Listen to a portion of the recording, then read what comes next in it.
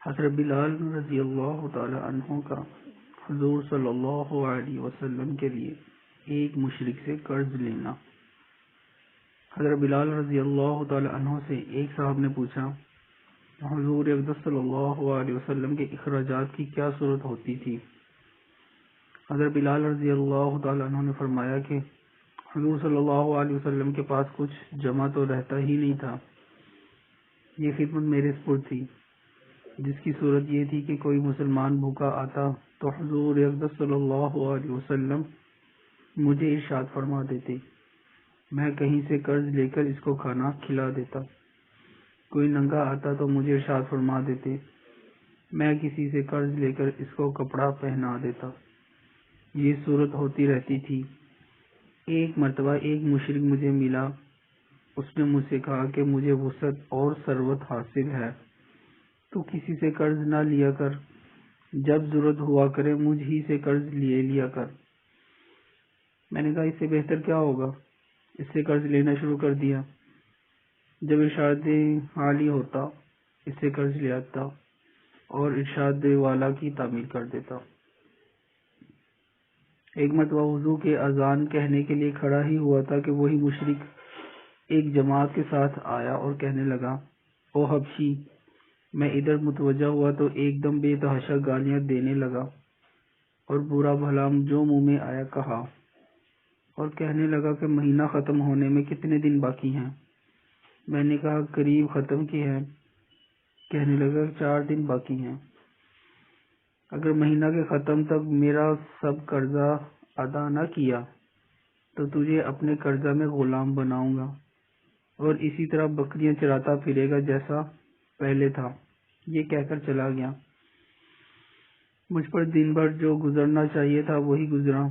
تمام دن رنج و صدمہ سوار رہا اور عشاء کی نماز کے بعد حضور صلی اللہ علیہ وسلم کی خدمت میں تنہائی میں حاضر ہوا اور سارا قصہ سنایا اور عرض کیا، یا رسول اللہ، نہ آپ کے پاس اس وقت ادا کرنے کو فوری انتظام ہے اور نہ کھڑے کھڑے میں کوئی انتظام کر سکتا ہوں۔ وہ ذلیل کرے گا، اس لیے اگر اجازت ہو تو اتنے قرض اترنے کا انتظام ہو، میں کہیں روپوش ہو جاؤں۔ جب آپ کے پاس کہیں سے کچھ آ جائے گا تو میں حاضر ہو جاؤں گا۔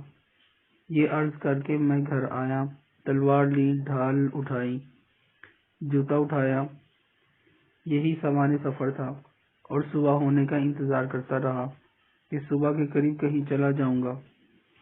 صبح قریب ہی تھی کہ ایک صاحب دوڑے ہوئے آئے کہ حضور اقدس صلی اللہ علیہ وسلم کی خدمت میں جلدی چلو۔ میں حاضر خدمت ہوا تو دیکھا کہ 4 اونٹنیاں جن پر سامان لدا ہوا تھا بیٹھی ہیں۔ حضور صلی اللہ علیہ وسلم نے فرمایا، خوشی کی بات سناؤں کہ اللہ تعالیٰ نے تیرے قرضہ کی بے باکی کا انتظام فرما دیا۔ یہ اونٹنیاں بھی تیرے حوالے اور ان کا سب سامان بھی۔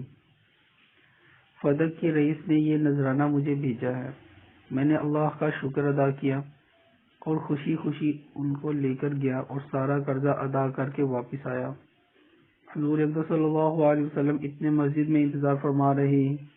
میں نے واپس آ کر عرض کیا کہ حضور اللہ کا شکر ہے، حق تعالیٰ نے سارے قرضہ سے آپ کو سبکدوش کر دیا اور اب کوئی چیز بھی قرضہ کی باقی نہیں رہی۔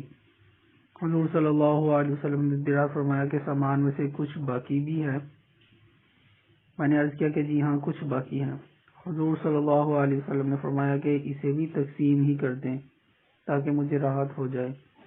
میں گھر میں بھی اس وقت تک نہیں جانے کا جب تک یہ تقسیم نہ ہو جائے۔ تمام دن گزر جانے کے بعد عشاء کی نماز سے فراغت پر حضور صلی اللہ علیہ وسلم نے ذرا فرمایا کہ وہ بچا ہوا مال تقسیم ہو گیا یا نہیں؟ میں نے عرض کیا کہ کچھ موجود ہیں، ضرورت مند آئے ہی نہیں۔ حضور صلی اللہ علیہ وسلم نے مسجد ہی میں آرام فرمایا۔ دوسرے دن عشاء کے بعد پھر حضور صلی اللہ علیہ وسلم نے فرمایا، کہو جی کچھ ہے؟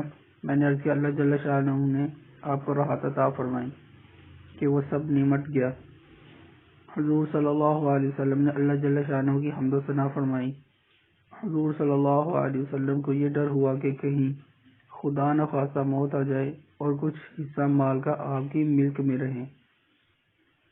اس کے بعد گھروں میں تشریف لے گئے اور بیویوں سے ملے۔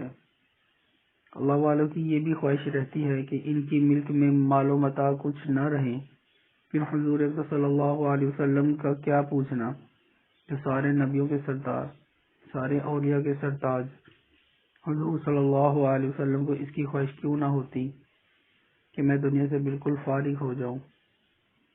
اللہ پاک حضور اکرم صلی اللہ علیہ وسلم کے نقش قدم پر چلنے کی توفیق عطا فرمائے، آمین۔